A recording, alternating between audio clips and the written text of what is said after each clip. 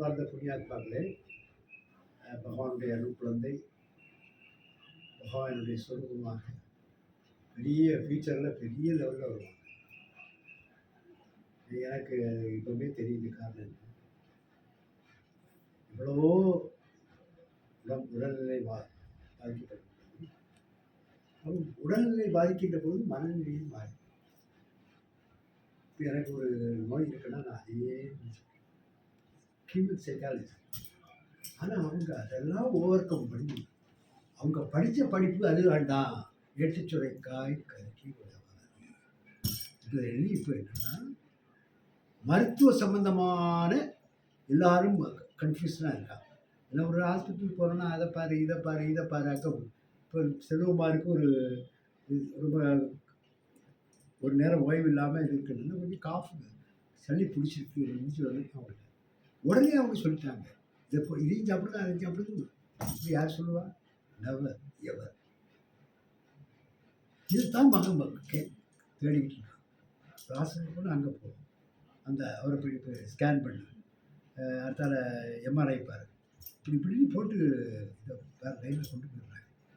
அதெல்லாம் தீர்ந்து நீங்கள் எப்படி உங்கள் சேவை இருக்குதுன்னா நான் ரொம்ப சந்தோஷப்படுறேன். அதனால நீங்கள் படித்த படிப்புக்கு இல்லாமல் இப்போ வேறு நீங்கள் பண்ணணும்னு சொல்லி நினச்சிக்கிட்டு இருக்கேன். என்ன பண்ணணும்னு அதுதான் சொல்கிறேன். முதல்ல இந்த உடல் ரீதியாக பிரச்சனைக்கு சொல்கிறேன். நான் கிளினிக்கல் சைடில் நிறையா ஒர்க் பண்ணும்போது எல்லாரும் நீங்கள் சொன்ன மாதிரி ஒரு பிரச்சனை வந்துச்சுன்னா அந்த பிரச்சனையே நினச்சிட்டு இருப்பாங்க இல்லையா. அப்போ இன்னும் அந்த பிரச்சனைக்கு ஒரு வலுவு தராங்க. ஒரு அதுக்கு வலுவு பெறுது, ரொம்ப சக்தியாக பெருகுது. நான் உன்னை ஆட்டி படிக்க முடியுங்கிற லெவலுக்கு அது வளருது இல்லையா. நீங்கள் சொன்ன மாதிரி ஹியூமன் சைக்காலஜி தான்.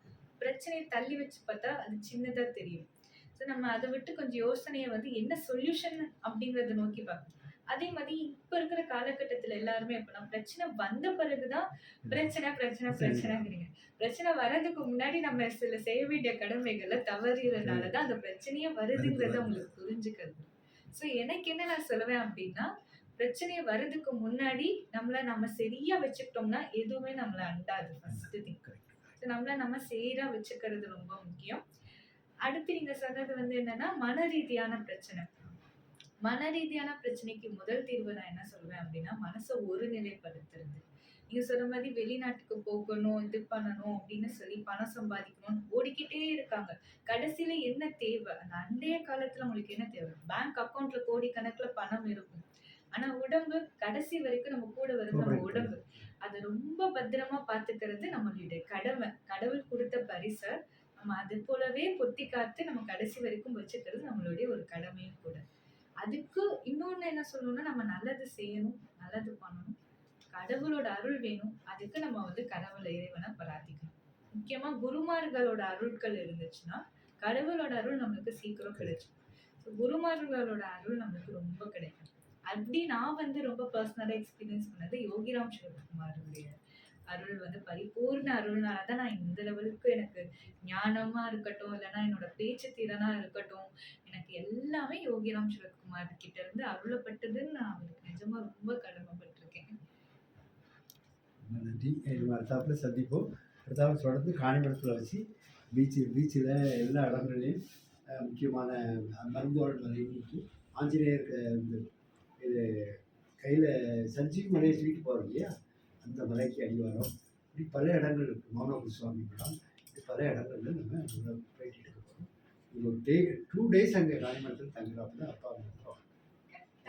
அது எப்போங்கிறத சொல்லுங்கள், நாங்கள் அந்த டைம் நாங்கள் சிவகுமார் எல்லாம். ரொம்ப நன்றி.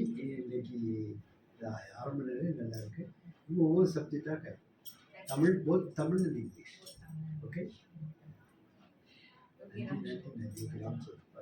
வெற்றி வெற்றி ஜெயம் ஜெயம் வெற்றி.